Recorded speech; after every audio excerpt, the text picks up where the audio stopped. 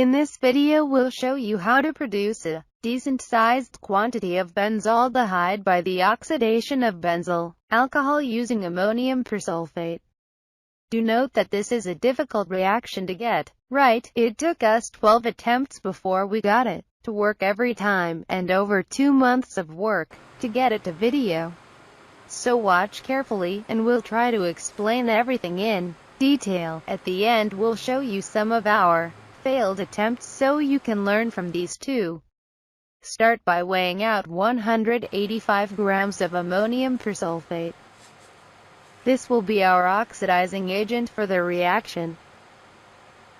Place a stir bar into a large beaker with the persulfate and add 150 ml of water. Get stirring and apply a little heat. The water won't be enough to dissolve the persulfate just yet. Our aim is to dissolve in the minimum amount of water at room temperature as possible. Add a little more water as you need, and you should end up with about 300 ml of solution like this. Now prepare the reaction vessel. You'll need a 1 liter, 2 or 3 neck flask with strong stirring, a thermometer inside, and an addition funnel. This needs to fit into a hot water bath.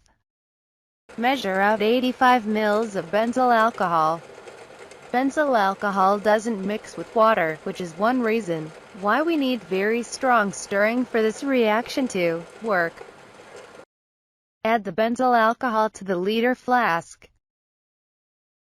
And now add 100 ml of water to the flask. We find this helps dilute the oxidizing power of the first portion of persulfate added, and stops the reaction getting out of control. These form separate layers, so lower the apparatus into the water bath and start stirring vigorously. Now make sure your addition funnel tap is closed, and fill it up with the persulfate solution. Persulfate is an oxidizing agent, but its reactions seem to be initiated and propagated by a free radical mechanism. This gives us a problem, because the radicals are only generated in a reasonable amount in solution above a certain temperature. But once the radicals are formed, they can cause a chain reaction, and rapidly cause an out-of-control reaction. So temperature control is absolutely critical, and you'll need to watch very carefully. Heat the water bath up so that both the water bath and the flask contents are at around 50–55 degrees C. Now measure out 20 ml of methanol. Methanol here is going to help act as a solvent for the benzyl alcohol, but it's also going to provide protection. Its relatively low non-azeotropic boiling point will help stop the flask temperature rising too fast if anything goes wrong and gets out of control. So add this to the flask. Now with the temperature between 50 and 55 degrees C, it's time to add our first portion of persulfate. Open the tap and allow about 15 ml of the solution into the flask.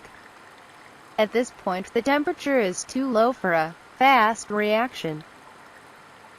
So now get the stirring as fast as possible, and slowly increase the temperature, aiming for the low 60s. From this point keep a constant watch to note if there is any temperature difference between the water bath and inside the flask. And here's our first sign, a 2-degree difference in the flask. The contents are heating. At this point you'll start to see a slight yellow color in the flask as well. As the radical reaction kicks off, the temperature rises up, but not too high. At this point start adding persulfate solution to the flask, steadily, not too fast and not too slow. You want to keep the temperature in the flask about 3 to 4 degrees above the temperature in the water bath. Add too slowly and the temperature will drop and the reaction will stall. This is dangerous because persulfate will build up in the flask, and when it all reacts it could get out of control. It's a delicate balance, and you'll have to experiment to find the right point. If the temperature does shoot up, don't panic, shut off the persulfate and let it run its course until the temperature drops again. Use some ice to cool the water bath down and then start again. Add a portion of persulfate and then warm until you find the kickoff temperature, then start addition again. Now we're radical surfing. Our kickoff temperature was about 65 degrees and towards the end of the addition, the water bath was at 68 as you can see. Complete addition took about an hour. We then left the solution stirring in the water bath and slowly cooling for 30 minutes. Switching off the stirring, you can see that the top layer has turned a nice orange color. We then placed the flask in a cool water bath and allowed it to cool for another 30 minutes.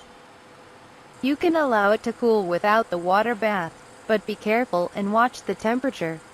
In one experiment we did this, and the reaction kicked back off again. We'd accidentally built up a large excess of persulfate in the solution which was unreacted. Place the room temperature reaction mixture into a separating funnel. Just fits. Allow the layers to separate completely, then drain off the aqueous bottom layer. You could extract the aqueous layer using dichloromethane, but we've found in practice it doesn't make much difference to the yield. So we're just going to discard this. Here's our top layer, with an incredible strong sweet almond smell of benzaldehyde. We're going to create a bisulfite adduct to purify this. Weigh out 110 grams of sodium bisulfite. This is excess to what we need, but it will help adduct formation. Now we need to make a saturated solution. Start with about 150 ml of water and vigorous stirring. Add more water as you need. You should end up with about 250 ml of a solution like this. Now set up your separating funnel so you can slowly add the benzaldehyde to the bisulfite solution.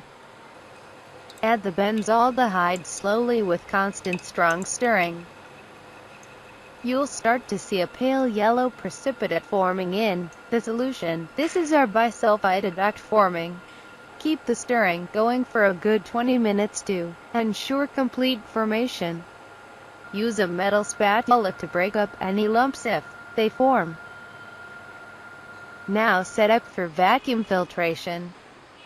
There's a lot of adduct, so be generous with the filter.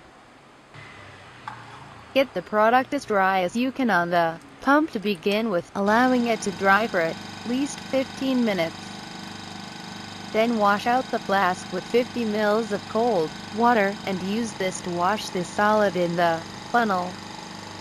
Again, get the solid as dry as you possibly can. Now we need to wash the adduct. We'll use 50 ml of dichloromethane to do this. How well you wash in this step will determine the color of your final product. Mix the solid really well and smooth out any lumps.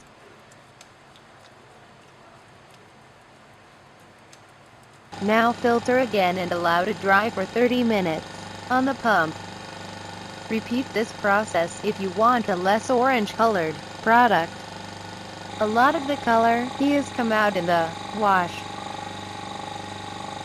Our duct looks okay, so we'll stop at one wash this time. We broke up our duct and allowed it to air for a few hours to remove any residual dichloromethane. Now weigh out 120 grams of anhydrous sodium carbonate. If you're using hydrate, then adjust accordingly. Add 200 ml of water and, as before, stir to form a warm saturated solution, adding more water as needed. Then with vigorous stirring, add the bisulfite adduct to the sodium carbonate solution. To start with, this will form a suspension, but you'll immediately smell the benzaldehyde being reformed. Keep stirring for a good 20 minutes to allow the adduct to hydrolyze. We then added an extra 100 ml of water to aid separation of the benzaldehyde.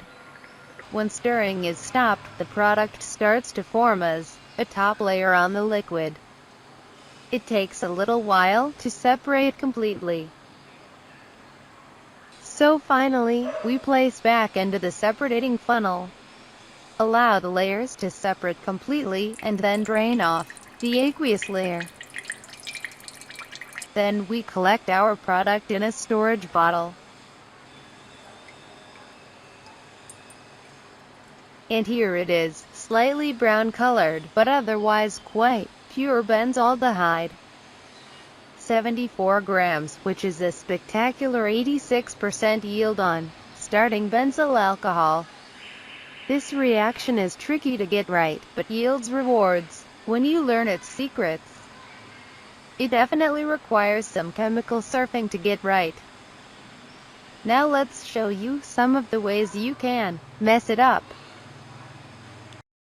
The easiest mistakes are either using too high a temperature, or taking too long to do the addition. You'll see the liquid turn orange, then brown. Above 70 to 75 degrees, the oxidation of the benzaldehyde becomes very rapid, and you end up with benzoic acid and organic char. Go too slow on addition and you're giving more time for oxidation to occur. Your reaction mixture could end up looking like this, and your workup will be even worse. The product no longer smells of benzaldehyde, but has an unpleasant burnt aroma, even slightly phenolic. Keep the reaction as short as you can, but at as low a temperature as possible.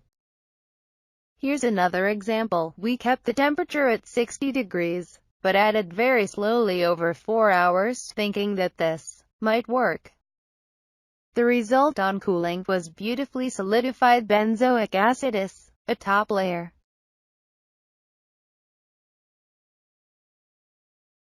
Finally, we tried using 50% methanol as a co-solvent to see if this would speed up the reaction. But on separating a product, we got this. Again, massive over-oxidation of the benzaldehyde to benzoic acid. So start out small and try this out. Good luck.